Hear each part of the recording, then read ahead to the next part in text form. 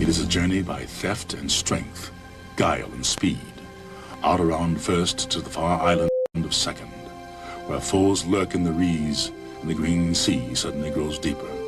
Then to turn sharply, skimming the shallows, making for a shore that will show a friendly face, a color, a familiar language, and at third, to proceed no longer by paths indirect, but straight to home. Hello, friend, welcome me home again. I've been away, but that's all. Okay, this is interesting.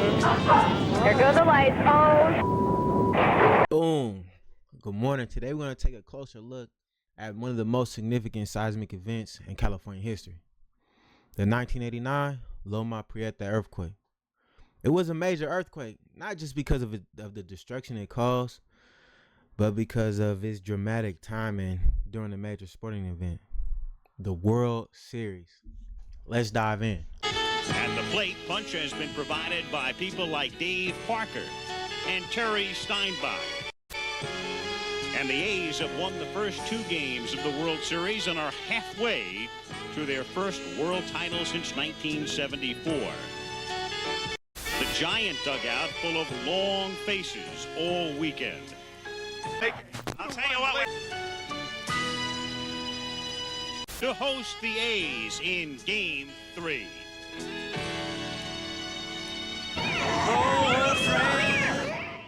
The Loma Prieta earthquake struck on October 17th, 1989. It happened actually live during the Battle of the Bay, where the Oakland A's was taking on the San Francisco Giants. So it was a magnitude of 6.9, and it originated near the Loma Prieta Peak, hence the name, which is in the Santa Cruz Mountain area, about 50 to 60 miles outside of SF, really. So for those of you who don't know, but what was so crazy about that, and I tie it back into our module on earthquakes, is that the earthquake happened along the San Andreas Fault, which is one of the most famous faults in the world. And it's the way the fault is set up is between two of the major tectonic plates, the Pacific plate and the North American plate. During that time, the plates shifted somewhat, and it created the earthquake. And yes, the quake was strong, but what made it so famous was because it did happen during the World Series. Home for the Giants, one of the most spectacular vistas on this continent, any continent. Downtown San Francisco in the background, and we zoom into Candlestick Park in the southeastern corner of this city. For the first time in 27 years, a World Series game will be played in Candlestick Park. The Battle of the Bay continues. Game 3 of the 1989 World Series, the Oakland Athletics against the San Francisco Giants. And the reason I chose this topic is because I designed hats, and a couple months ago I decided to do a design that was specifically to commemorate the moment where it was the Battle of the Bay and that earthquake happened.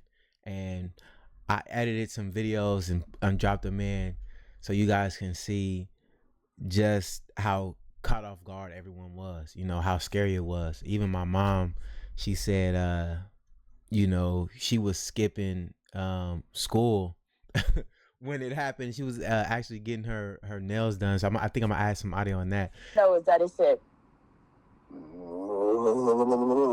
and then the world starts shaking, and the poles was going bang, bang, bang, bang. They was going boom, boom. And then the bricks fell down on Sacred Heart. I think that's the name of that Catholic school. So that was kind of crazy when she explained that to me. But that wasn't the only thing that was happening. The earthquake caused major structural damage.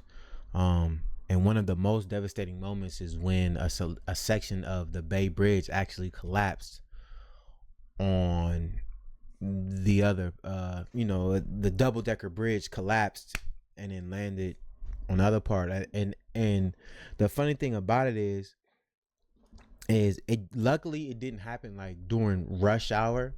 And because of the Battle of the Bay, a lot of people were staying home watching the game. I know my grandfather, my mom said if the game wasn't that day, he would have probably been caught up on the bridge because he left home actually early. There was a lot of damage, and the earthquake resulted in about 63 deaths and 1,000 injuries. And also the Nimitz Freeway in Oakland actually collapsed, 2 parts of that. So it was crazy.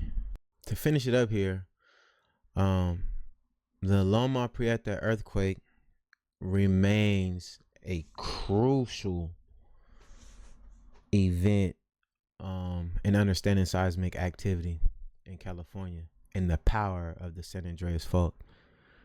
It shows just how important it is to monitor these fault lines. Just like we discussed in the module about earthquakes, and prepare for the possibility of earthquakes. So I suggest everyone, have their earthquake bag, their survival kit, because we do live super close to a major fault. And that's, everybody was like, oh, it's an earthquake. And then immediately, not even immediately, maybe 15 minutes after the earthquake, we all got this alert saying, 10:52, this alert saying that, hey, pack your bags, everybody get the hell out of town. We're going to be hit by a tsunami. We're in the danger zone. It goes to show you that we're small in this world. An earthquake is something, a natural disaster brings all of us together. We all may have, difference in opinion, politics, jobs, whatever, but a natural disaster for sure will bring us together. And I just thought it was funny, thank God nothing happened, but I just thought it was funny seeing everybody with the same mindset running to get some gas. But that's why you either go electric or keep your gas filled always.